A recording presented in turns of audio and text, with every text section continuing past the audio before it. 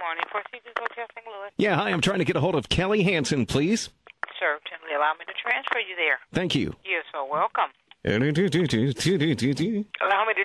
you. Thank you. All righty, thanks. You're welcome. Boom, boom, boom, boom. Hello. Hi, trying to reach Kelly Hansen, please. You have reached him. Kelly, Ron Baker. How you doing? I'm doing really well, man. Right on. All right, great. I don't know how familiar you are with your itinerary, but you're doing a show out here August 29th at Shenandoah County Fair. Yes, Woodstock, Virginia. Are you familiar with the area? Have you ever been out here before? We've been in the area, but I don't know if I specifically recall the place because, it's all a blur to me after a while. Yeah, it's beautiful country out here, man. Oh, yeah, absolutely. Yeah. So you're the third lead singer of the band. Give us some background into your career. You've been a part of some mildly successful bands in the past.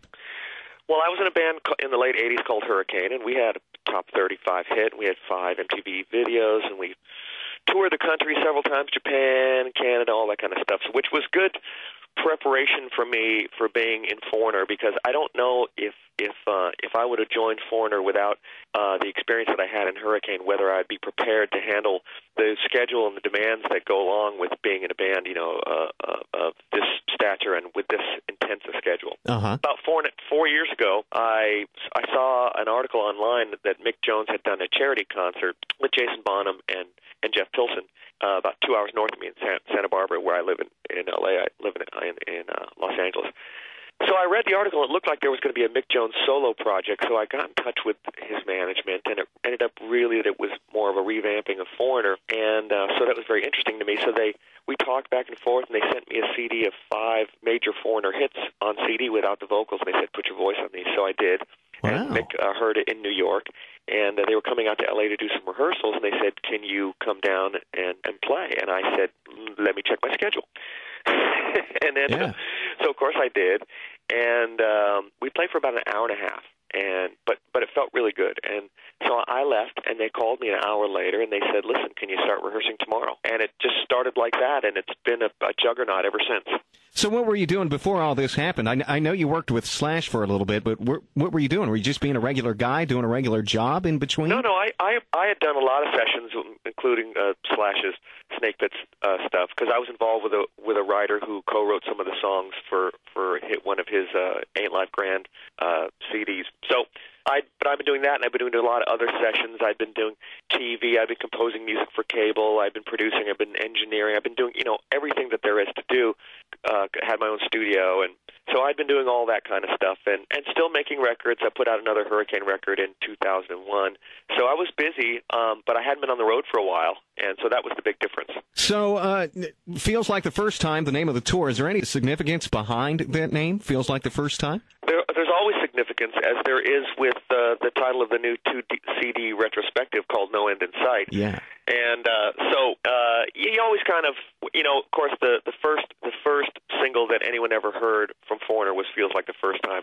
Yeah. So, and because the band feels so good together, I think that's kind of where that comes from. Brand new single out called Too Late. It sounds a lot like some old Foreigner stuff. It's funny because some people say it sounds like old Foreigner. Some people say it sounds like some new bands. And I think for Maroon 5 or whatever, but I think that the important thing to note here is that I think a lot of young bands are taking their musical cues from a lot of great classic bands, because in a band like Foreigner, there was such great songs and such great parts and such great arrangements that a lot of that's missing from new music now. And so you kind of have to go back, and I think the people with heads on their shoulders are going back and saying, you know what, this is really good stuff, and we should learn from this. Well, that was my next question. Did you follow like a Mick Jones pattern of success there? There really isn't a Mick Jones pattern of success. He always says if he had a pattern for that, or if he knew what the formula was, or had a book on that he'd have a lot more hit records. And you just have to go with your instincts. And he's got great instincts, and he has a level of quality that he always demands. And I think he knows what feels good in the gut, and has for a while. So that's really the thing that you can't learn or you can't buy. There are some younger guys a part of the band now. Well, yeah. I've been in the band almost 4 years, but we have Jason Bonham on drums, who's the son of the late John Bonham from Led Zeppelin, and we have Jeff Pilson on bass, founding member of Dokken. But we also have longtime member Tom Gimble, been in the band 15 years, on sax, and rhythm guitar, but we have a new keyboard player named Michael Bluestein. Now, you guys were also a part of that Led Zeppelin '02 thing, right? Right. Really what it was an Ahmet Ertegun tribute, the co-founder of Atlantic Records, who had died and was very influential in the careers of Foreigner and the Rolling Stones and Led Zeppelin and many others. And the event was about a tribute to Ahmet, but as soon as Led Zeppelin got involved, it kind of overshadowed the event, which was good and bad, but it was overall good. And so it became like this big. Everyone thought it was a Led Zeppelin concert when really it was really a tribute to Ahmet. Oh, okay. We were happy to be there because Ahmet and Mick were longtime friends, along with our manager Phil Carson, and I Want to Know What Love Is was his favorite Foreigner song. So we did that show at the concert, and we loaned out Jason to play with Led Zeppelin.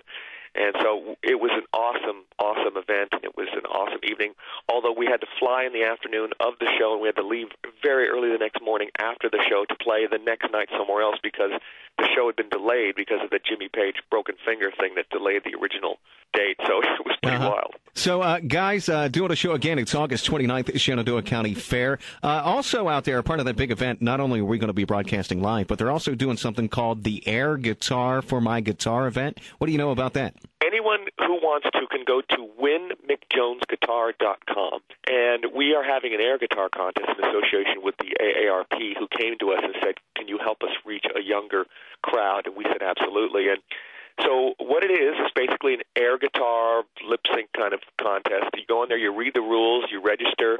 We're going to pick 20 finalists after taking submissions till November 1st.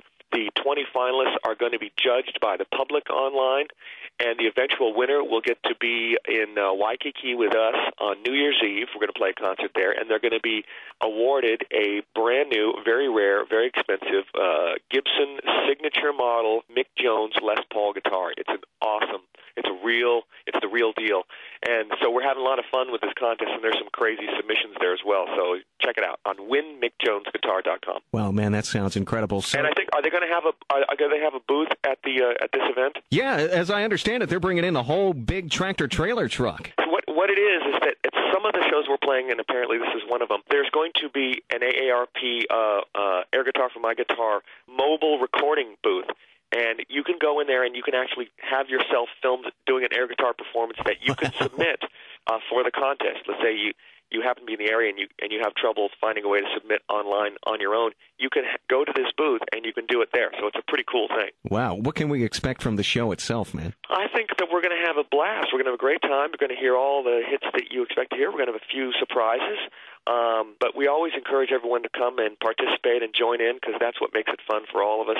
But we're going to have a great time, and it'll be a fun show. I love doing these summertime shows. Outside of this particular show, it looks like you guys are on the road well through November. What's in the future for Foreigner? Any more new stuff coming out? Yeah, we're actually on the road all the way through December, and here in the States, we're not going to Europe. We're just going to spend time in the States here at the end of the year, and we're working on putting out a whole new, full-length new album for next year. That's what we're really gearing towards. Wow. When can we expect that? Hopefully late spring, early summer. I don't know if you've noticed, but lately there's just been a resurgence of some of the old bands, even from the 80s, 70s, just getting back together and putting out some stuff. What do you attribute that to? Just the newer music being bad? No, I think that things are cyclical, and stuff comes around and goes around. But there's been a lot of this type of music in movies lately, and in some of the new games that are out. And I think sometimes also people kind of are looking for something that's not what they've been hearing every day on the radio. And so there are a lot of factors out there, but I think that there's something to be said, too, about some of the bands from the 70s and 80s that really had great live shows and knew how to perform. And although there are some bands that are getting together just to, cash in, I think we're the kind of group that we're really energetic. We really love doing this. We really go out and put on a show because it is what I live to do, is to play live. It's the greatest thing in the world, and it's the greatest gig in the world to have. So, and a lot of other bands might just go out there and kind of stand around, but we're going out there and putting on a real show. That's the kind of show I remember when I grew up. So, it's a lot of fun. Looking forward to it, man. Kelly Hansen, Foreigner, I appreciate your time, buddy. You got it. My pleasure. Okay, look forward to seeing you again August 29th at Shenandoah County Fair. Can't wait. Come on down. All righty. Be good. All right, thanks. See you.